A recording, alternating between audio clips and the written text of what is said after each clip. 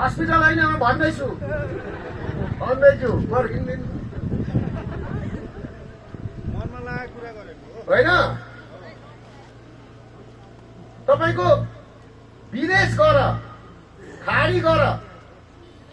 50 डिग्रीको तातोमा कस्तो छ भने त्यहाँ 150 तला 130 तलामा चमेरो झुनिए जस्तो गरेर हाम्रा नेपाली डोरीमा झुनिएर भित्तो पुस्छन् सिसा पुछेर दुःख गरेर 20,000 30,000 पठाएको पैसो त्यो कसको मारवाडीको